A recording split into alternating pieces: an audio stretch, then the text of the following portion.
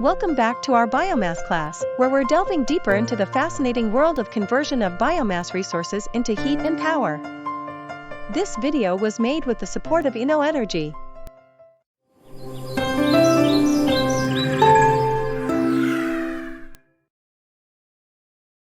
Remember that this biomass energy course has 9 lessons. Lesson 6 has an introduction and several videos that go deeper in some applications of biomass gasification. In this video, we analyze the technologies available for biomass gasification.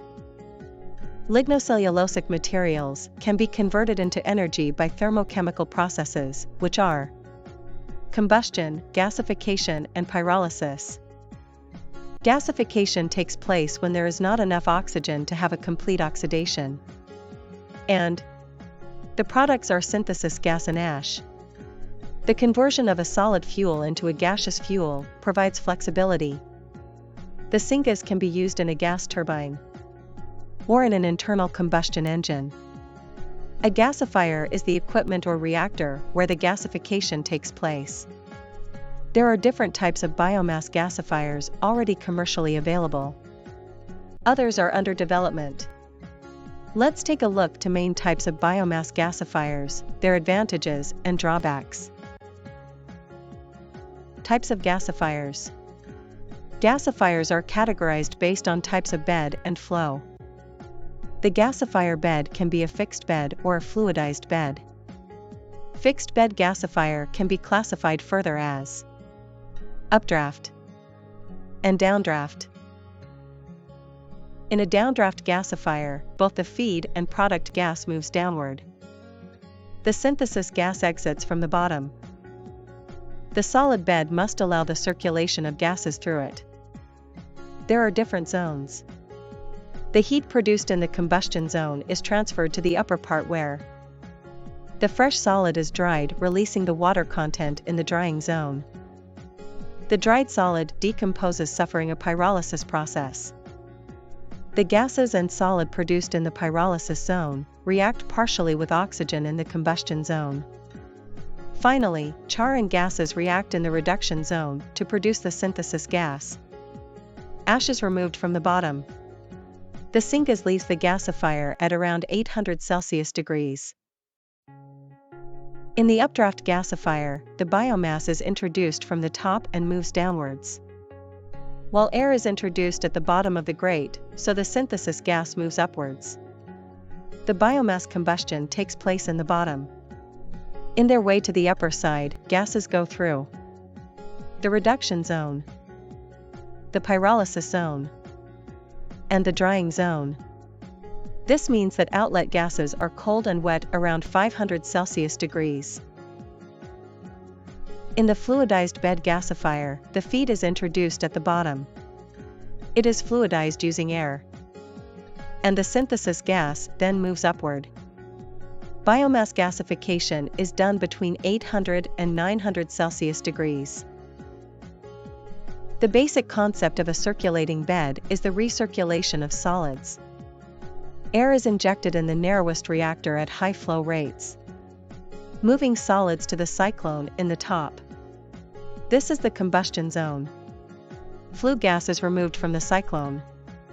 The unburned solid is sent to the gasifier, where the synthesis gas is produced. Advantages and drawbacks. The downdraft gasifier is the oldest technology and the one with the largest number of facilities. One of its main advantages is the low content of tars in the syngas. This is because the very high temperatures of the combustion zone. Its main limitation is the solid flow, which cannot exceed 750 kilograms per hour. For high capacities, investments required are a disadvantage compared with fluidized and circulating beds. In an updraft gasifier, because of the lower exit temperature, the product gas contains large amounts of tar. This kind of gasifiers work well with coal, but not with biomass. Fluidization of the bed enhances the heat transfer to the biomass particle, leading to increases in reaction rates and conversion efficiencies. Fluidized beds also are able to tolerate a wide variation in fuel types and their characteristics. Because the moderate temperatures, the contents of tars is higher. In circulating fluid bed gasifiers, the higher flow of gasifying agent increases the heat transfer and conversion rate of the biomass. They have high specific capacity than fixed beds. In both fluidized bed and circulating bed, there are some disadvantages. There are more particulates in the product gas. The size of biomass feedstock is limited to 50 millimeters. The additional costs for preparing feedstock to a uniform particle size can be 10% of the plant costs. And finally, they cannot operate at temperatures above the ash melting temperature. Accordingly, with this analysis, the downdraft gasifier is generally the most popular for small capacities. And there is a need of a tar-free syngas for very big plants. The circulating bed is the one that offers more advantages. Wrapping up, gasification allows converting solid biomass to a fuel gas of synthesis gas. There are different types of biomass gasifiers already commercially available. In general, downdraft gasifiers, fluidized beds, and circulating beds.